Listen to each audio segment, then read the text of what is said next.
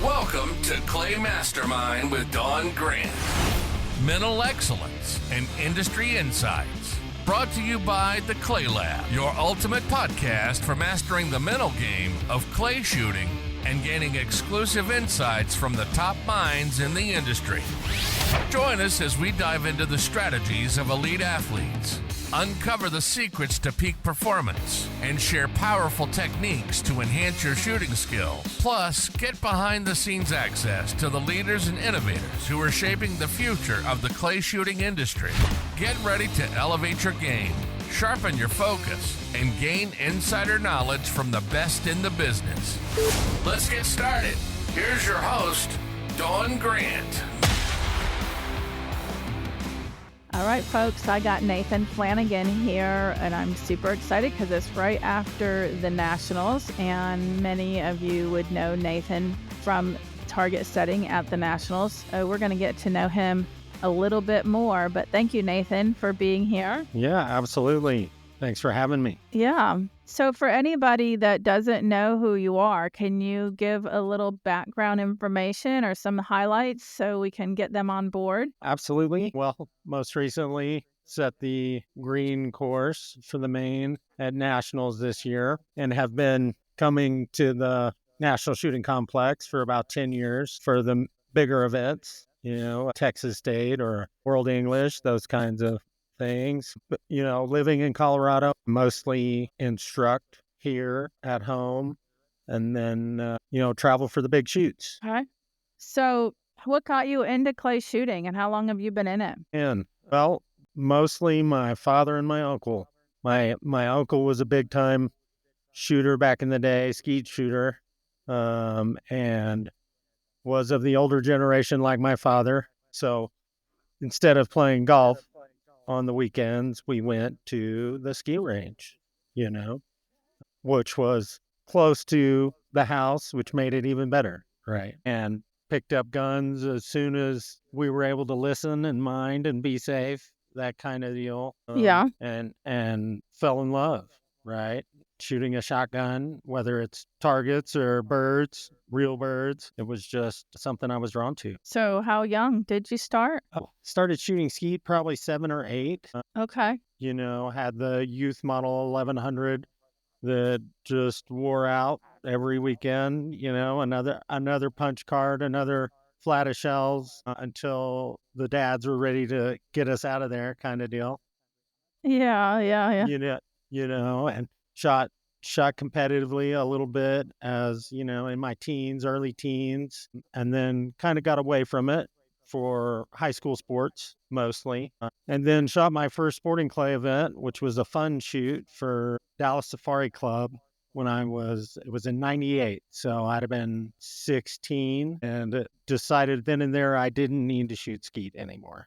That was just the coolest thing ever, right? The first time I found out about sporting clays, and You loved it's not it just immediately. a high house. Yeah, it's not just a high house, low house. So that's where it all started, really, and have been away from it and then back to it and then working as a profession in it. And it's really the community, that keeps pulling people back, I think. We lose a lot of shooters different periods of time. This is your profession now. Has it always been your profession? So take us back to, your 20s. Sure. No, started out working for a developer in North Texas, where I'm from, which was fine as a job, right? You're getting to see the start of a job and the completion of a job, but was never a passion, so to speak, especially, tearing up my home state of Texas to build houses on was not my dream, obviously. And then was fortunate enough in the crash of '08, went to work at Fossil Point for my cousin, David Niederer. And that's really when I got into the other side, right? Not holding the gun, but setting the target. So what did you do there when you first started? The club was relatively new. So, as a gun club owner, it's anything and everything, right? Driving equipment, clearing brush, burn piles, targets, all the basics. But being on the front end at Fossil Point, I think, helped just to see the growth of the sport. I had been away from it. So coming back and seeing what clubs were doing and bringing in target setters, and, my first registered event was a zone shoot at Fossil Okay. Point. So that was kind of being thrown in, right? I'm getting to see the larger picture of a big scale event, what it takes to prepare and pull it off, right? Doing everything we can to pull it off. So how long ago was that? That was probably 2009, Okay. I All think. right. 2008 or 2009 was when So how that long were you zone was. there? I was there about 5 years.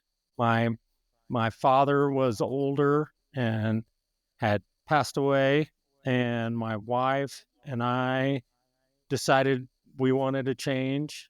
We picked up and headed north to Colorado, and haven't looked back. No, you love it in Colorado? I do love it very much. We have a little piece of heaven over here, the few acres, and get to look at the elk every morning. And the biggest thing, we've got a 4-year-old daughter who's getting to grow up in this environment, so that's pretty special for us. Being from Texas, not having winter, anything compared to the winters we have here, anyway. What part, So like north, south, east, west? What part of Colorado are you in? we're pretty central. Mhm. We're about an hour to an hour and a half southwest of Denver, about 30 miles south of Breckenridge.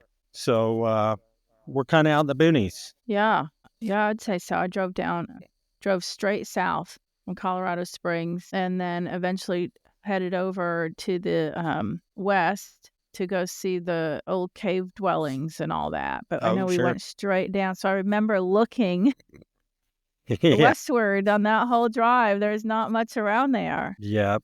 You come over a few passes, and it's pretty sparse for sure. Wow. Wow. So is there a club close to you then that you are at? Not real close. I do most of my instruction out of Denver, so the couple clubs over there. And then, being a dad is first and foremost in my life. So Mhm. taking care of Maggie Sue and trying to fit in being gone, right? Yeah. 'Cause as you know, I mean, nationals is the extreme.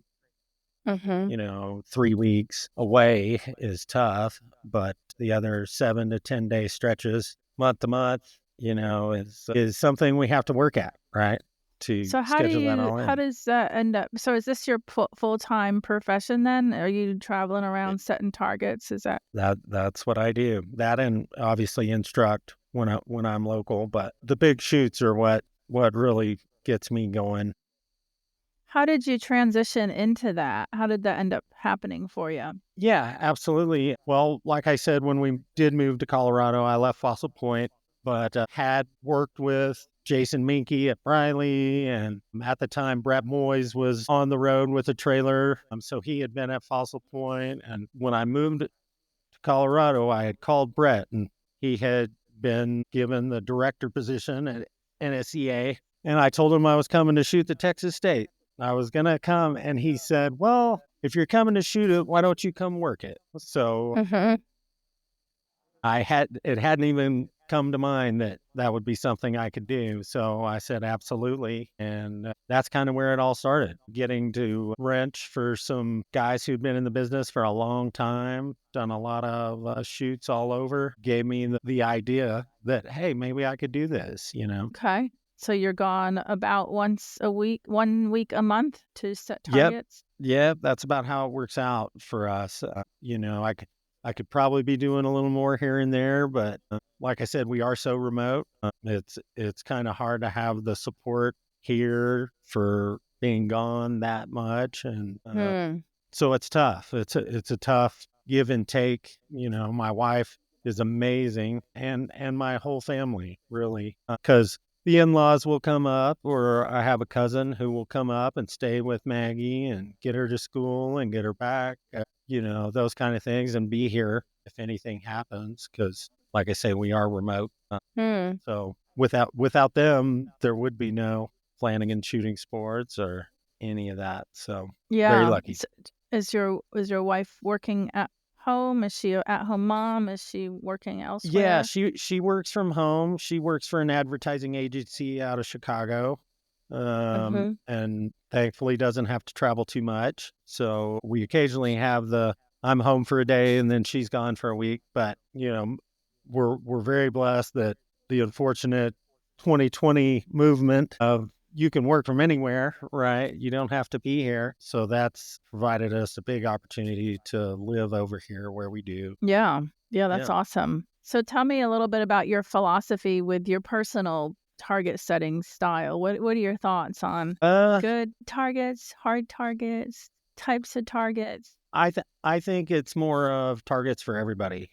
It's a fine line that too hard, too soft, right? We're looking in at the nationals numbers now. You can't apply those to a weekend shoot, right? But you're still looking at a huge breakdown of classes for attendees, and the too hard a target. You can have a few mixed in, but you can't be on the gas the whole time, right?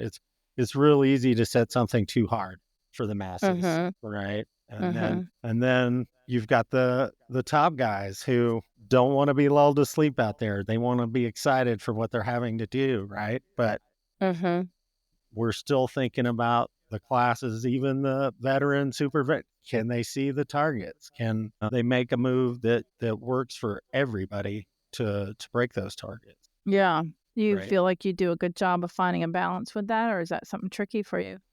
I do, could be a couple targets too hard for everybody or a couple targets too easy. I would say I lean on the easier side if I want to be a target one way or the other, just for the lower class guys, right? Mhm. The ones paying for the sport, right? Those top 50 shooters aren't the ones who are making the difference for the club. Mhm. So I probably always lean on that side, but that's kind of how I go at it. And more of I knew the green course. I've set on the green course before this year, so I knew going in what I'm looking at, but still some of the things I thought would work didn't. And Mm. when you start thinking about a shoot that's multiple days, right? What's the wind doing when you're out there putting the targets together? What's it gonna maybe do tomorrow or the next day? Or in the case of Mhm. nationals, in 10 days or in 14 days, what's the wind gonna be doing, right? So Yeah. it's kind of a lot to wrap your head around, but I try not to get too caught up with that. For me, it's more of a flow once I start into a course. So maybe when I get to the next stand where I thought I was going to do something, it's completely changed because of what I've done on the last two, right? Uh, Right. so, just how shooting is an art form, I think target setting is an art form. I agree A with lot of you. lot of great guys out there doing it, right? And they all do it a little bit different. They have their things that make their style. But coming to the end of the day, nice thing about when the shoot starts and they've shot one target on your course, can't worry about that any longer, right? It's going to turn Right. out how it turns out. So yeah, that's kind of my broad mindset on it. So how many years have you been setting targets for nationals?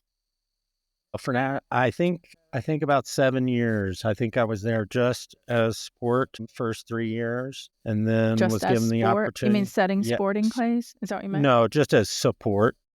Support, sorry, I didn't hear you. Okay. Right. So helping guys like Joe, set his course and being a course manager, watching how all the events flow, what your timetables are. You start to learn about how you want things to run Mhm. while you're setting your course, right? Definitely, definitely. So, of the main, have you set every section, every color? No, the only course I have not set on is the yellow course. Okay.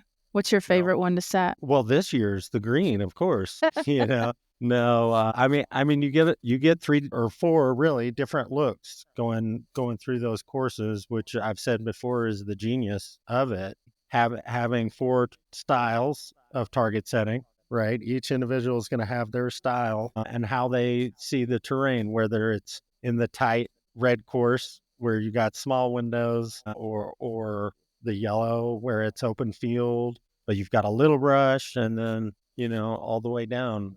So I think it's a great layout. Yeah, absolutely. And 75, you've got so many guys trying to shoot all the events, right? But 75 targets a day for the last 4 is a pretty good chunk to bite off, I think. I couldn't see you doing 100 bird main right at nationals. I think that'd just be too much, right? I did see a few people commenting on social media about how they wish the main would move, and I'm thinking, where to?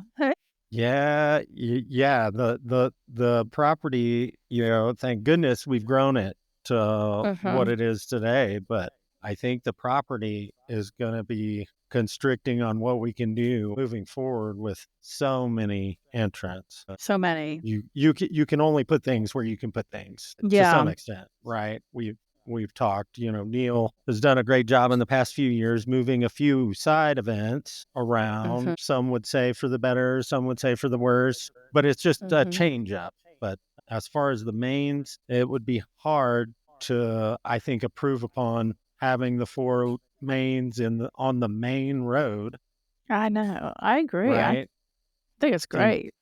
I think you can't beat that layout for what we try to accomplish with the numbers. We have to get in and out of there, through 9 days of shooting. I just think it's as good as we could probably do on that property. There's so many elements that go into that main strip as far as like every course is facing both directions during that, I was going to say 100 targets, but it's a round. So during that round, that there's that shooter is going to have the experience of the wind, from both sides. I think that's great. And, some of it is wooded and some's not, and open fields. And I just think it works out really well. I can't see that being any better for what it's doing. And then the side events, I've observed Neil doing his best to move them around. And it's a funny sport. There's people that just always want to complain, isn't there? There's plenty of happy,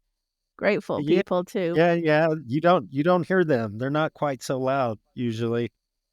And again, right, 9 days of shooting on the same course, the same targets. A target setter can prepare, right? But what did we have last year with the winds that came in for the final rotation, the last day, 30 miles an hour from the other direction, right? I think we've done, Neil and everybody who thinks this stuff through, Michael Hampton, obviously, to give the best product, right? For everybody. And I think it showed. I think the numbers tell you that we're doing the right things to give people the nationals. And let's hope it's not 3,000 next year. I don't know. There might be some hoping it is. Yeah. Oh, I'm sure. No, I get it. But I think what we put together this year is about as good as we could have done. Of course, we had perfect weather for the entirety. So, then are people just trying to find something to complain about at that point? I don't know. But, so many enthusiastic people this year for sure. So I've owned a shotgun club for 7 years now. My son was like fresh out of high school and he started working there. And similar to what you said earlier, he did a little of everything at first, right? But as the years went on, he did more and more. Yep. And Joe's been helping at my club now for 3.5 years. So he taught my son a lot about target setting. But before Joe came, my son was definitely getting pretty worn out, beat down, meaning like people just complained all the time about targets and this and that and, machines. And he was doing the best he could, but he did end up leaving for a period of time because he just couldn't take it anymore. He felt like, every time he turned around, there was somebody else complaining, So one of the things that I did was at one point I had 3 traps at every station, and I had a little sign that said, choose your poison, basically. You want easy, trap 1, you want medium, trap 2, and hard, trap 3, and do whatever combo you want. But it's on you, right? It's on you if they're too hard, too easy, whatever. And so what's your experience with that as a target setter? Because people can be pretty brutal on you. Yeah, I just don't pay any attention. No, no. Did it used to bother you? Or? Yeah, I mean, the nerves have chilled out. I will say that, experience will do that, right? You get more accustomed to the good and the bad. And thankfully, I've had such good mentors like Joe and Neil and Brent Fleming. And I mean, guys like Rod Shida on the machine side, like letting me know a machine might not perform the best if you do this, or a Laporte all the way back full. You might have, those little things. You're going to get criticism for anything, right? One guy might tell you one target is the best target he's ever seen, and the next guy coming to you tells you the same target is the worst target he's ever seen, right? So Right.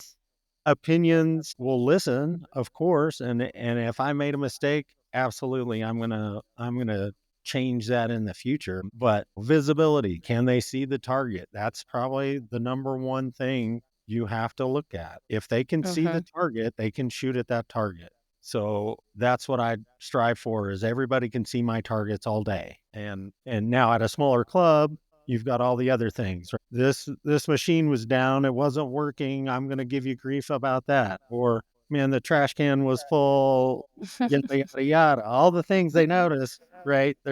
So I can understand your son being right there, probably the first guy they get to for any problem, right? So then it's kind of like that at nationals. I was also the course manager this year. So it's everything from how the flow is going on the course. Do you have a backup because a inexperienced ref? Is there toilet paper in the porta potty? You get everything, right? So on the target side of it, you have to go with your gut and visibility, right? Make sure they can see the target, because if they can see it and they have time to shoot it, it's hard to tell somebody like, well, you can't tell me why that's not a good target. Yeah. I don't know. So if somebody was like riding down the main strip, what's your signature style that they'd be like, that's Nathan's targets right there? What do you think? I don't know. I think a lot of times I feel like I should have hit these targets and I didn't.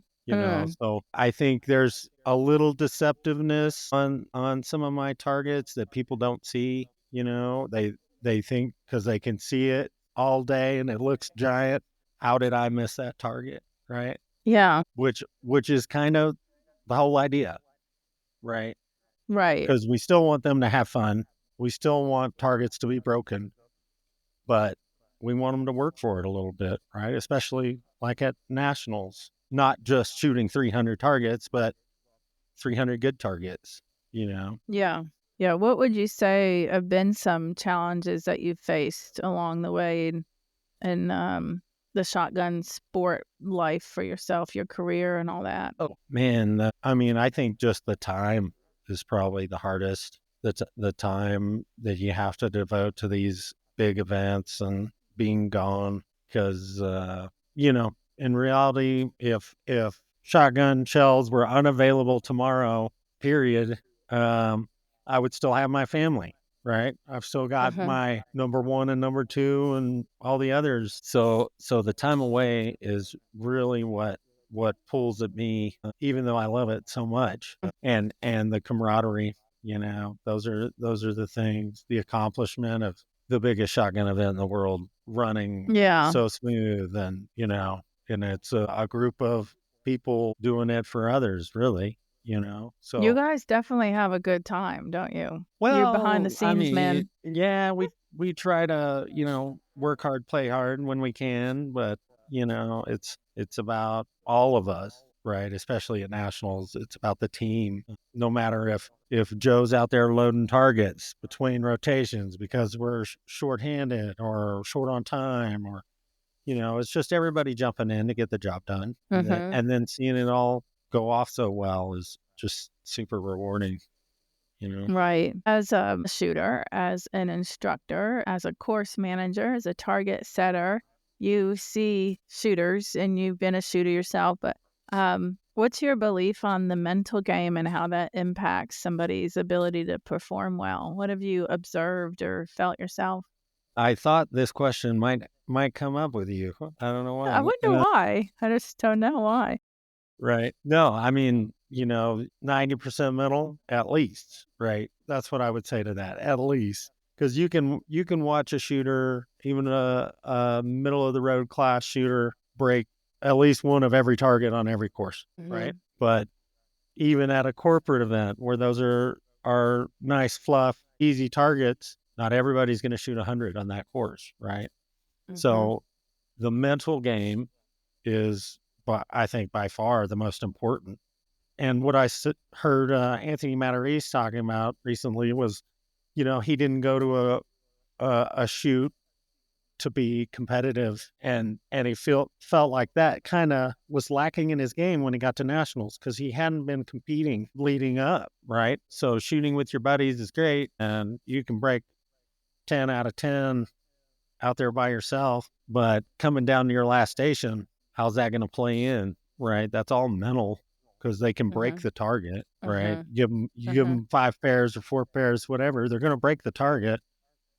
But it's that consistency and seeing it the same way every time, right? And forcing yourself to do it is really where I think the amateur and professional is divided. Yeah. Instructors like Wendell, when they understand the mental game, they can see more clearly when one of their students is in front of them, and it's not really about mechanics in those particular moments. They can see their lack of confidence, or they way overanalyze, or they just doubt themselves too much, or they can't move on from previous shots or misses. And now with Joe in my life, and even at times when he's been a course manager, or we're together at a competition and watching shooters, you can see as a target setter, he sees shooters getting upset and just not really being ready, getting in the box, but maybe they were just still talking or throwing their shells. So that's all mental, right? So there's a lot of opportunities when you are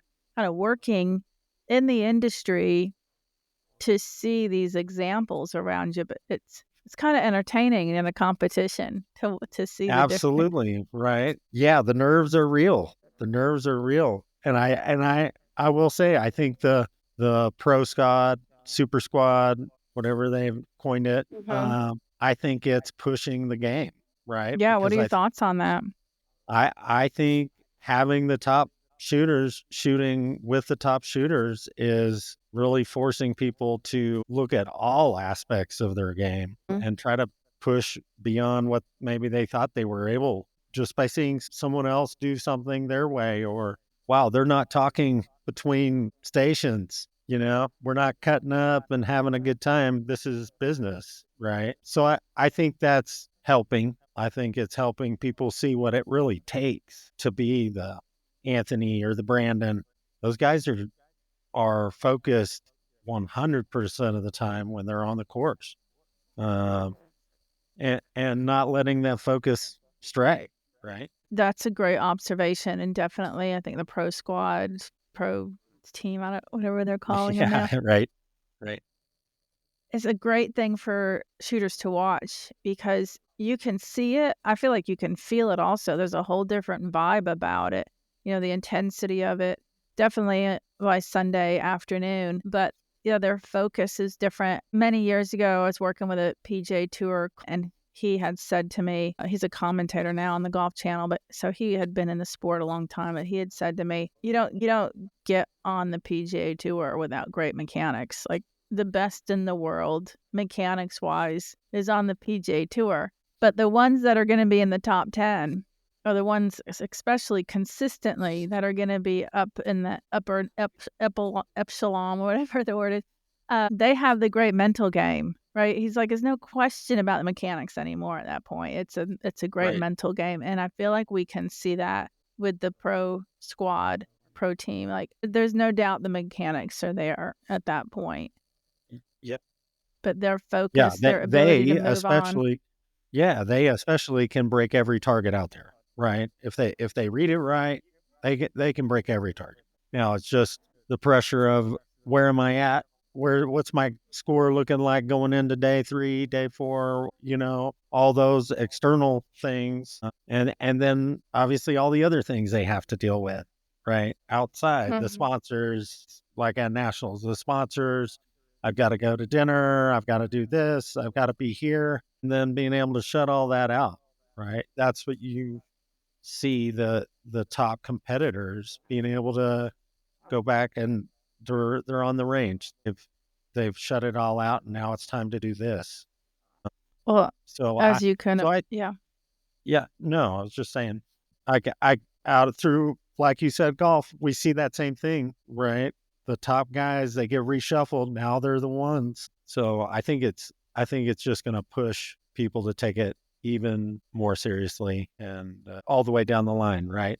Diet, working out, all the things to be the best of the best of the best of the best. Yeah, we'll definitely jump on that. But I was going to say that late Sunday, watching that pro squad, just because of what I do for a living, I look for the mental game, if you could say. Sure.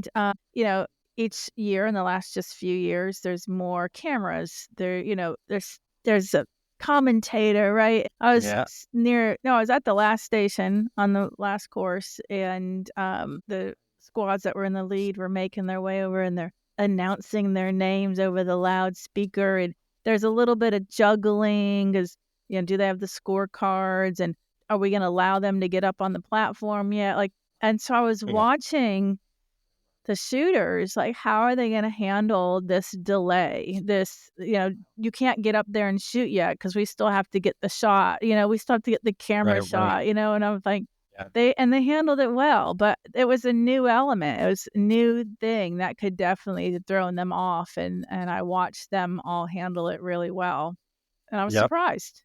Yeah, sure. Maybe I shouldn't have been surprised, but Well, right. But no, I could see how that could throw someone off so easily, right? We see the littlest things throw shooters off, right? His buddy left his gun at the last station. Well, I was ready. I was ready. Now I've got to wait on you to go get your gun before I even look at these view target. So yeah, the middle game is everything, I think. yeah. You know. So you brought up what I call the 7 elements to peak performance, and that's how somebody's eating and drinking and their physical fitness and endurance, and how well they've slept, and all of these different things. So tell me about your observations with yourself, even, because it's not just a shooter, that you as a target setter, what happens if you didn't eat well, didn't drink well, Sure. didn't sleep well, right? I mean, it's just a Yeah. human No, thing, no, your that's, ability to that be your yeah, across best. the board. Yeah, Mhm. absolutely. Yeah, especially in San Antonio, Mexican food and Coors Light definitely helps keep us in tip-top shape, but Yeah, no, I I've mean, watched you. all right. No, I mean, the middle part of it, obviously you can get worn out thinking about the possibilities, right? So sometimes if there's a target that I thought was going to do exactly what, but it just doesn't look right, right? Can't see it as well as I thought you could. Well, maybe I need to go drink water and get a snack because I Mm. need to let my mental everything come Let it back together. marinate, Yeah, let it get settle a little bit and quiet come for a back. second. Yeah, yeah. And so I've had the stress of shooting and seeing that affect everything so dramatically that I think I just started doing it naturally. I know Mhm. I'm going to need this. Let's just make that the priority just for 15 minutes, to Mhm. hydrate, eat something, not think about that one target that's been driving me crazy for 20 minutes, and take a step back, So, yeah, I mean, obviously, I think across the board, competitors are getting more healthy. Mhm. I would say, don't see that as much with the youth because they're just healthy. But Most but of 'em. but the older guys, you see them taking more time to think about that. Mhm. Getting to sleep is the biggest, right?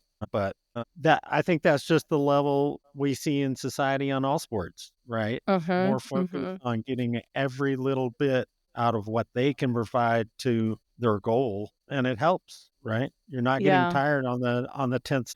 I mean, it's like common sense, right? But again, going back to when I was working more with PGA Tour folks before Tiger Woods, had his downfall. That's when I Yeah. was going to tournaments monthly. I go to clay shooting events now almost monthly. I was doing golf tournaments then, and Tiger Woods was like the phenomenon. Like he was the one that traveled with a personal trainer. He was an athlete. He looked like an athlete. And it was not common back then. But over the years that I was going to the PGA Tour events, I actually witnessed it become more common. Obviously clay shooting is a smaller sport than that, but it's grown considerably because I've been helping clay shooters now since 2009 and going to events regularly since 2013. So I've been watching the growth of this sport as well. I mean, Gavin will probably appreciate this, but Gavin reminds me of Tiger Woods back then. Like Gavin and Karen Miles are in shape. They are athletes. They treat it like it's a sport. And right now they're in the minority, right? But I feel like what you just said, it's people are paying more attention to it. And that's something I think that we will all watch and see that improve. It's definitely something that I teach people. And, I've had thousands of clay shooters I've worked with at this point. So they're hearing it from me also. Yeah. Right. Yeah. I And mean, it it's only just, makes good sense. It only makes good that's what I was sense going to to say. Yeah. be in shape and, not let fatigue be the reason. Right. And it's tricky when you're traveling, right? I mean, like Yeah. you touched on the difficulty of traveling, being away from your family and all that, but there's so much more to it, right? It's like sleeping in that hotel bed, which it's toss of the Yeah. coin if it's going to be comfortable or not. Absolutely. Yep. Right. And then Yeah. And I just yeah. don't sleep in hotels well anyway. So Yeah. that adds to a stress, Mm-hmm. So if you can at least get breakfast, right? At least do the minimal things you can do to help your whole function. Yeah. Yeah. That's the way I see it too. It's like control the things you can control. And if there's an area that you can't, then work harder on the other areas, staying hydrated, drinking, good, packing that little lunch. And again, this is not just for shooters, it's anybody. And Joe being a target setter, you guys see me, I'll pull up with a salad for him or something. Absolutely. I'll pull up, give him a drink, I'm making sure he's eating and staying hydrated. Yeah. Yeah. I know.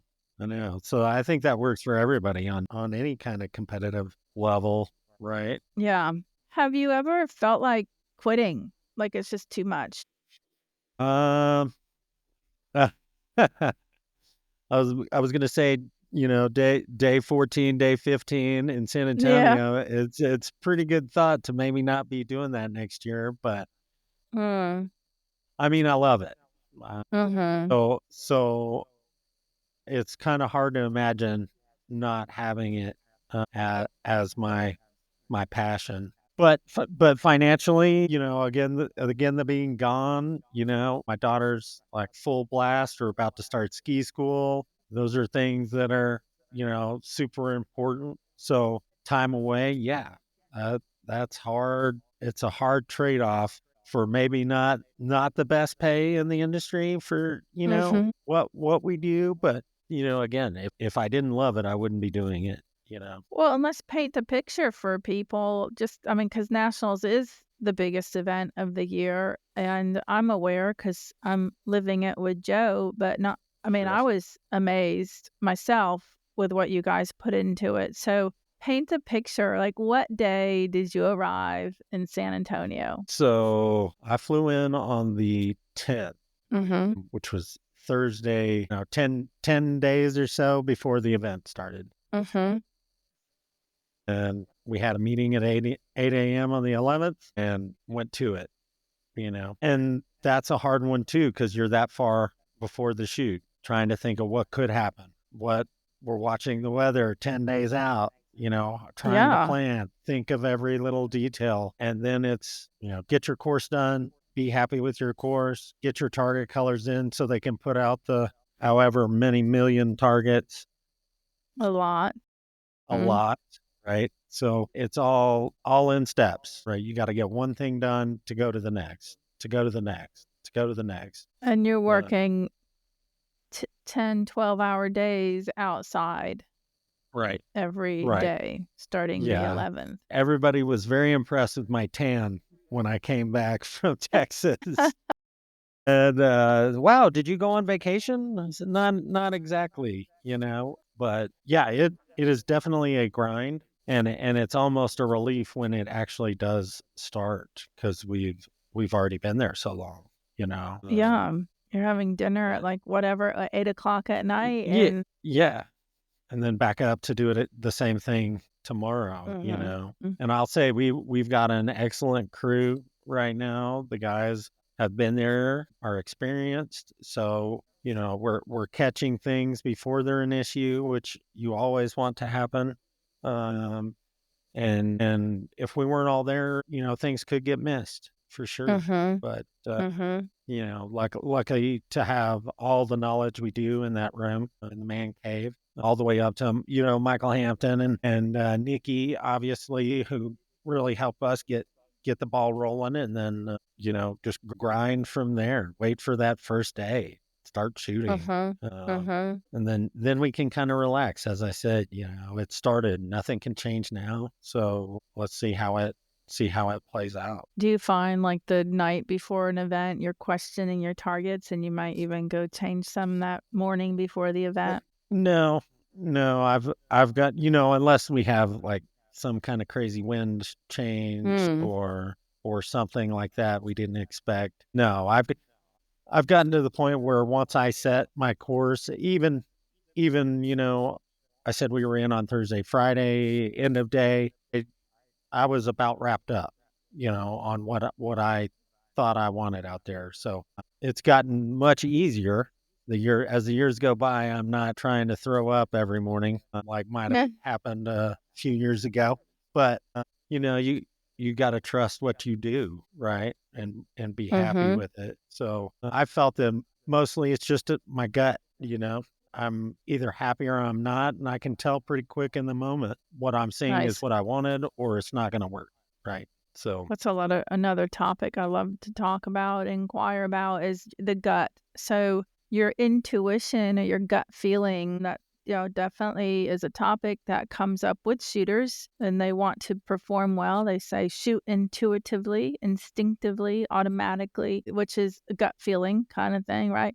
Not absolutely. measuring, feeling it. There's a feeling that goes along with it. A lot of top shooters will say it's a feeling. It's hard to explain. So Yeah. have you experienced using your intuition deliberately, whether it's shooting or your target setting, your personal life? I mean, target setting, absolutely. You know, you're always hindered by what specialty targets. You've got this allotted amount of machines with this kind of colors to use, right? When I come up to a stand and I see the background, I pretty much know pretty quick what I want to set there, you know. Hmm. And then it's just making sure that what's in my head works for 2,500 shooters, right? And Can the the weather. and the weather, right? Can the less than 5 foot tall guy see that target, or the guy who's 6 foot Mm. 6 see that target, or the guy who's 80 years old, is he going to see that target? You know, Hmm. so, and there are instances where one color's better than the other, you know, but you got to play that in with all your others, right? What's going to work Hmm. where, and you know, I was lucky when I started coming down to nationals, just the wealth of knowledge, and I'm always surprised the guys come down and want to tell people about how they do things. Yeah. When I came here the first time, or there the first time, I just wanted to listen, Mm. right? I want to take in as much as you can and why a guy is doing what he's doing. You know, let's pay attention. So I think that was the benefit of coming in for 3 years and getting to work with guys Mm. like Steve Knoll and Joe and Neil and Brent. And, you know, they're like dads to me. They helped me along, and you know, I grew up with all old men, so I learned more at the breakfast table with 5 7 year olds than I did at school, you know. Yeah, So for sure. I think listening to the guys, that there's a reason they do things the way they do, you know. Hmm. And I think that's helped me to get my own style, because I might think just a little different on one thing or this or that. And um, you know, it's been just a huge benefit to me to get to work with such amazing target setters for so long. Yeah, sounds like it. So what's next? Are you off for the season or I what's I going am on right off. now for you? I am off. I'm just picking up lessons. And, like I said, the mountain just opened for skiing. So that's high on my list right now. But no, already thinking about next year and all the shoots I've got lined up and, getting back with the guys, all the groups of guys everywhere and putting on a good show, right? There's nothing better than a club being happy with what has turned out of an event, right? You want people to come back. So that's what we all want. If you could give one piece of advice, some wisdom to folks listening, most of them are shooters, what would you say? Some wisdom of your years. Some wisdom of my years. Gun safety first. Yeah. I saw a lot of that this last couple of weeks at Nationals. The guys who, your gun's safe, but let's remember we got a lot of kids out that, are watching, and even the younger shooters, they're guilty of it too, closing their guns to walk back to the buggy. Let's keep this whole thing safe like we were taught, right? When we were handling any gun. So that would be my first thing. And then on the competitive side, maybe not so much with you shoot with your buddies all the time. Shoot with some different guys because you're going to learn from them, and maybe it'll pull you out of the hey, we're just out here having fun thing, right? Yeah. Let's try to get a little bit more serious about it between stations, this and that, which I love. I love the guys are having fun on a course, but you can tell the guys who are having a bad day, who are laughing the loudest and having the most fun, So maybe don't let them drag you into whatever they've got. Good advice. I like that. Well, I do want to tell the listeners that I have some free goodies, whether it's for my mental training, my Mind Mastered app, or even my shotgun club. You can just go to dawngrant.com/free. And Nathan, can you give out some of your contact info if people want to hire you for instruction, target setting, whatever they want to hire you for? Sure. Yeah, I do a lot of stuff, right? So, you can find me at flanaganshootingsports.com and reach out to me and get me wherever you're at or wherever you need me, put on some good targets and take care of some customers. Awesome. And folks can follow me or any of my businesses on social media. Are you on social media, Nathan? Yeah, Texaco Flanagan at Instagram and Nathan Flanagan at Facebook. Perfect. Anything else you'd like to add? No, just thanks for having me. Thanks for loaning us Joe, as always. You guys had him before me. Catching up with him. Well, I know, but no, just a thank you to everybody at the National Shooting Complex and all the brothers, that come in to make it all happen. We have a lot of laughs, work pretty hard. I think the proof is in the pudding, right? We put on a good event. You definitely do. That's definitely, and it's been really cool to watch it from behind the screen, behind the curtain over the last several years. Yeah. Right. Well, thanks, Nathan. Thanks for being on. Absolutely, Don. Thank you so much. Thank you for joining us on Clay Mastermind with Dawn Grant. Mental excellence and industry insights. Brought to you by the Clay Lab. We hope you found today's episode inspiring and informative. Remember, mastering the mental game is key to unlocking your full potential on the course. And through our conversations with industry leaders, we aim to provide you with valuable insights into the world of clay shooting. If you enjoyed today's episode, be sure to follow, rate, and share it. For more insights, training tips, and updates on upcoming events, Dawn Grant and Amelia Shotgun Sports are on all social media platforms. Go to dawngrant.com and come shoot at Amelia Shotgun Sports. Stay focused, stay driven, and keep pushing your limits. Until next time, Dawn wishes you success and happiness on your journey to peak performance and industry mastery.